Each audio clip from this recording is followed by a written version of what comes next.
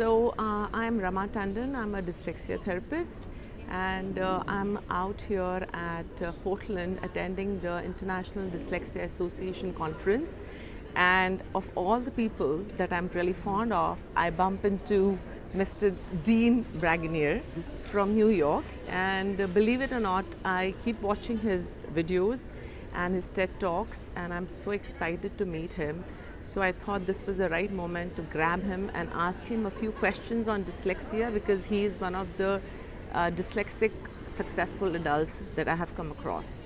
So Dean, thank you so much for giving me this time, because this is going to be very helpful for the students, the parents and the teachers, the principal that I work with in India, in Delhi. A couple of questions I'm going to ask you before you introduce yourself. I just want some tips for teachers, for parents, for children, and very important is, how were your growing years when you were in school, and how did dyslexia affect you? So I'll start, first of all, thank you for knowing of my work, and thank you for having me on this interview. We, as an organization, are very interested in working in India to be of service, so I hope this will... And he's going to come to India in 2021, right?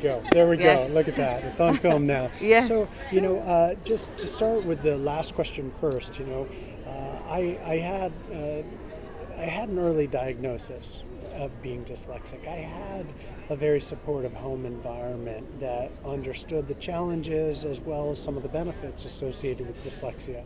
But the way the American school is structured, or was structured then, was that students like me would get pulled out of these classes, and we would go to these rooms that were usually without windows and little tiny desks and little chairs, and it felt very punitive. The message that it sent to us was, you're broken and you need to go somewhere to get fixed. And as a young person, to get the message day after day that I am not okay as I am, that I am somehow deficient, can prove to be very corrosive to my self-esteem and how I felt about my self-worth. Which school were you in? Well, at that time I was in a public school, which is government funded, in the suburbs of New York.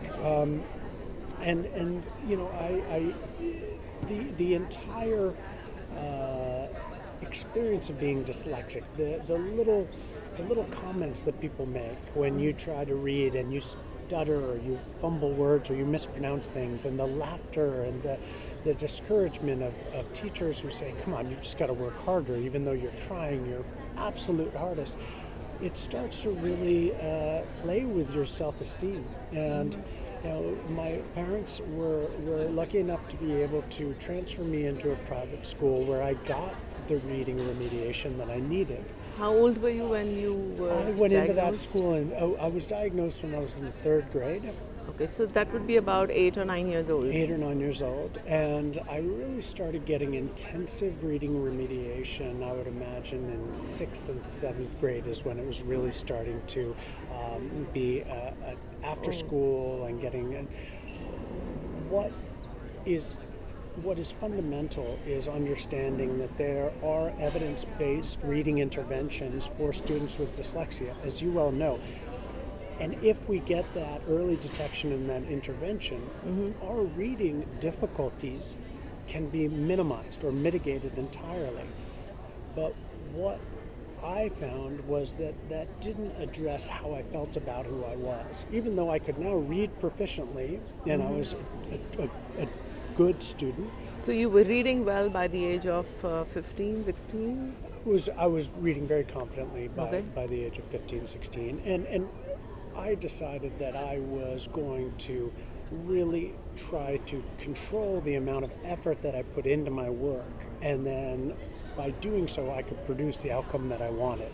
So that meant for me, coming home from school at 5 p.m. in the afternoon and working straight through to midnight every day, right? Starting in 6th, 7th grade. That's not how most kids spend their lives, but it was what was required of me to achieve academic success. But all that time, I still felt that I was a broken human being.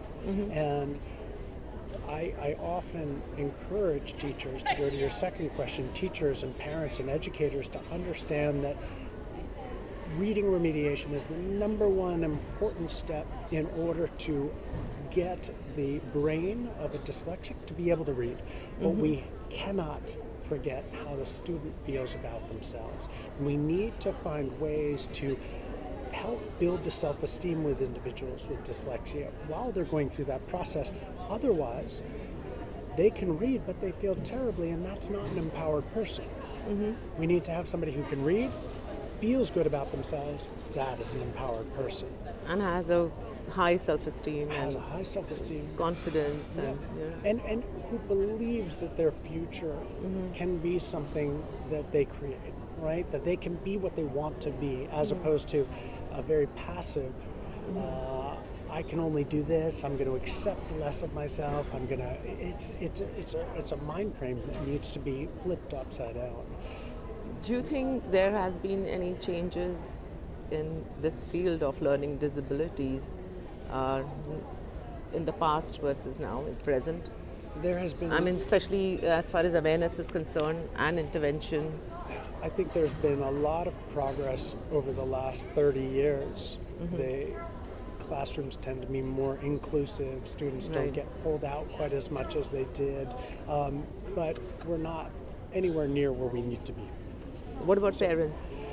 I think the parents are an essential part of their child's education. And, in America, we often think, okay, our kid goes to school, it's the teacher's job to teach them. We need to remember that it's a collaboration between No, but sometimes parents it's and in teachers. India as well. Is it? Yes. They just want to put their load, onto the teachers or blame the teachers or the school sometimes, Yep. and not wanting to spend enough time Yep. at home, Yep. doing all the kinds of interventions that they can do at home, read Yep. to the child and spend time with the child. The the parents that I see that stop and find genuine interest in what their children care about, even if it's something that the parent is not interested at all in, but to be able to encourage the child and join them. Oh, wow, that's fascinating. You like Pokemon cards. Cool. Tell me what they're all about. Finding interest in it. So the child feels like, wow, my parent does care. I'm going to school and I'm failing there, but at least my parent loves me and accepts me and encourages me. And the beautiful thing is that often these passions that we find our children engage in are actually wonderful ways for them to build self-esteem. And I think recognize what the strengths of the child is, right? Another important question that came to my mind is how did you choose what you want to do in your life, your career and everything else? How did you choose that? What field? Because I'm sure reading was very important, Yes. one of those important elements where you feel, okay, I'm going to take up this job because maybe I don't have to read so much, or Well, was it dependent on that? Well, not so much. no. Right when I So can we talk graduated about from- your current Absolutely. current occupation? Yes. So I graduated from college with a degree in religion. Oh wow! I love to figure out why people believe in certain religious structures, and that is not necessarily something that you can put on a resume for a job. Right. It's not. You answer some big questions. It's great, but what I decided to do is I had always been interested in business, and so at 23 years old, I bought a restaurant to teach Wow. myself business, and I can't cook at all. Okay. But what I was able to do was become successful as a restaurateur because my dyslexia allowed me to see things differently. It allowed me to identify trends that were happening or needs of my customers before they even knew they had those needs. So I was able to always Predict. Predict, anticipate, yes. right? And because Without having any formal education in catering or anything to do with Nothing. restaurants or okay, Nothing. wow, I that's could not have made a good. cup of coffee before I bought this restaurant. But what that experience showed me was that I had a brain that was very good at solving problems and adapting to new situations, and I wound up selling that at a profit, which was amazing. But I decided that what I wanted to do was focus on helping other people. And so I eventually started my nonprofit organization called Noticeability, Okay. because I'm married to a dyslexic. We have a dyslexic purebred, 12-year-old. Oh, okay, Yeah. okay. And I looked at him and I saw, here's a child who is incredibly smart and creative and confident. How do I make sure that he feels that way even when he goes into school and gets a different narrative, the one that you need to be fixed? And so what I did is we've started to create these programs that allow these students to recognize where their advantages lie in certain professions where dyslexics are disproportionately successful, Right. and then focus on how to support their emotional development while they're in these enrichment courses. And so these courses are used by public schools and private schools and homeschoolers all over the world. And they're being used in 13 countries right now. And we've been translated into Dutch and Portuguese and Wow. Mandarin and Cantonese. Wow. So why do I do it? I do it for my son, and I also do it to prevent little versions of me Yes. from So that- believing that they're not valuable, because nothing is further from the truth. These minds are so creative. And finally, I want to ask you if when you were growing up, did you have like a role model or some kind of a hero that, okay, I want to be like him, but I'm not so good at academics, so how do I do that? Did you follow someone or follow something? What was your mantra for life? You know what? Like- I'm How did you get where you are right now? I'm sorry to say that I don't think I had that role model. And that is part of what made my journey particularly difficult.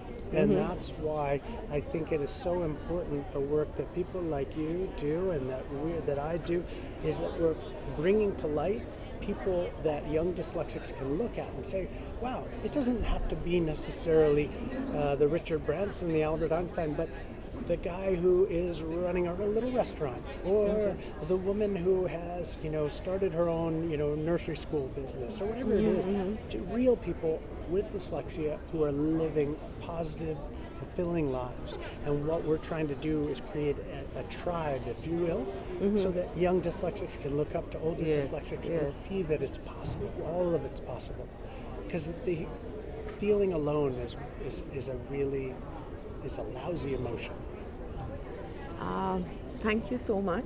Thank you. And I am looking forward to seeing you in India. I can't wait. And I think the message that we can, send across to teachers, parents, children, that growing years can be hard, but ultimately dyslexia can be an ability, not a hidden disability. It can be a gift, a blessing.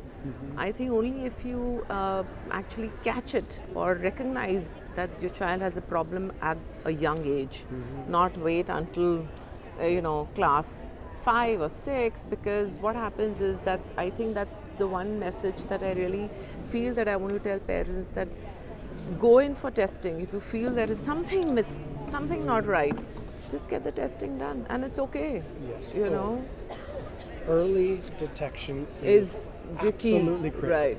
Right. Absolutely critical. And a parent should trust their instincts. If they Exactly. see Then you don't, the school may be saying one thing. If you're seeing something different, take just action go for it. as soon as possible. Your students are Thank very you. lucky to have you.